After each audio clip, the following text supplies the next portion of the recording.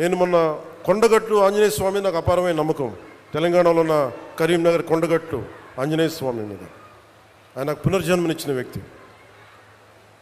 ఆయనకి అక్కడ దర్శనానికి వెళ్తే వారు అడిగింది, నాకు అక్కడ ఉన్న భక్తులు కానీ ఆలయ నిర్వాహకులు అందరూ అడిగింది, ఆంజనేయ స్వామి ఆలయంలో భక్తుల సౌకర్యార్థం 2000 మందికి సరిపడా దీక్ష విరమణ మండపం కావాలి.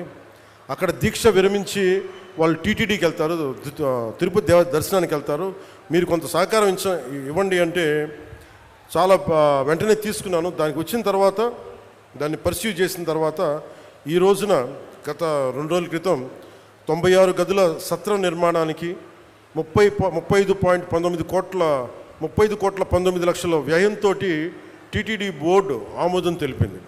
దీనికి గౌరవ ముఖ్యమంత్రి శ్రీ నారా చంద్రబాబు నాయుడు గారికి, TTD chairman Sri BR Naidu గారికి, పాలక మండలి సభ్యులకి, అధికారులకి, అలాగే TTD executive officer Sri Anil Kumar Singhal గారికి, అడిషనల్ ఈవో శ్రీ వెంకయ్య చౌదరి గారికి, joint executive officer Sri Veerabrahmam గారికి, అలాగే ప్రతి ఈ ప్రాసెస్లో ఉన్న నిలబడిన టీటీడీ బోర్డు సభ్యులందరికీ, ప్రతి ఒక్కరికి, పాలనా మండలందరికీ పేరు పేరున నా మనస్ఫూర్తిగా నా హృదయపూర్వక ధన్యవాదాలు తెలియజేసుకున్నాను.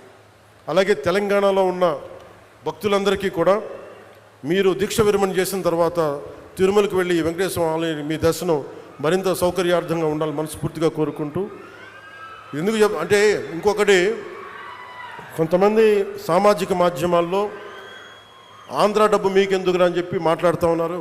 అది చాలా తప్పది. హైందవ ధర్మం ఎక్కడున్నా, భారతదేశం ఎక్కడున్నా, అది ఆంధ్ర ఇలా ప్రాంతీయతలు పట్టుకురాకండి. హైందవ ధర్మం ఎక్కడున్నా హైందవ ధర్మాన్ని కాపాడుకుంటుంది. అందుకని దయచేసి ఈ సూడో సెక్యులరిస్ట్ యాటిట్యూడ్ తోటో ఇలాంటి వితండవాదాలతోటి మీరు ఇంకా చెడగొట్టకండి. ప్రాంతాలతోటి, ప్రాంతీయతలతోటి, కులాలతోటి, భాషలతోటి ఇంకా దేశాన్ని నాశనం చేసి కూర్చోబెట్టారు. ఇంక చాలు ఇలాంటి పిచ్చి మాటలను, ఇలాంటి వాదనలు ఆపి కొంచెం కన్స్ట్రక్టివ్గా ఆలోచించండి దయచేసి అందరూ.